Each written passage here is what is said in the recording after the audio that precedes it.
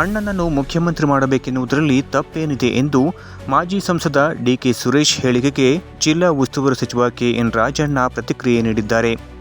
ಜಿಲ್ಲಾ ಪಂಚಾಯಿತಿಯ ಹೊಯ್ಸಳ ಸಭಾಂಗಣದಲ್ಲಿ ಸುದ್ದಿಗೋಷ್ಠಿ ನಡೆಸಿ ಮಾತನಾಡಿದ ಅವರು, ಅಣ್ಣ ಡಿಕೆ ಶಿವಕುಮಾರ್ ಮುಖ್ಯಮಂತ್ರಿ ಆಗಬೇಕೆನ್ನುವುದು ನನ್ನ ಆಸೆ ಎಂಬ ಮಾಜಿ ಸಂಸದ ಡಿಕೆ ಸುರೇಶ್ ಅವರ ಹೇಳಿಕೆಗೆ ಪ್ರತಿಕ್ರಿಯೆ ನೀಡಿರುವ ಅವರು, ಅದರಲ್ಲಿ ತಪ್ಪೇನಿದೆ, ಯಾರೂ ಕೂಡ ಆಸೆ ಪಡುವುದರಲ್ಲಿ ತಪ್ಪಿಲ್ಲ.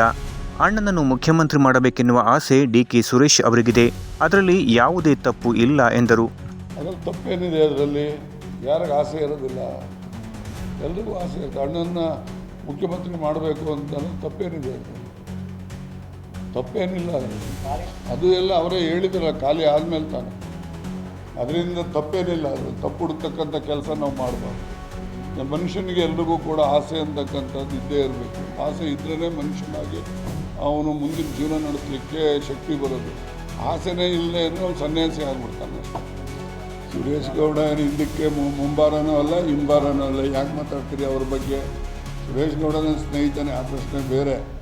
ಅವರು BJPಗೆ ಆಹ್ವಾನ ಮಾಡಿಬಿಡ್ತಾರೆ ಅಂದರೆ ಹೋಗ್ಬಿಡ್ತಾರೆ ಇವರು.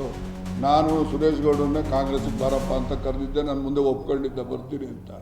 ಅದೇನೋ ಕಡೆಗಳಿಗೆ ನೆನ್ಬಿಟ್ಟು ಹೋಗ್ಬಿಟ್ಟು ಅದಕ್ಕೇನು ಮಾಡೋಕ್ಕಾಗ್ತದೆ? ಅವ್ರವ್ರ ಇಷ್ಟ ರಾಜಕೀಯದ್ದು.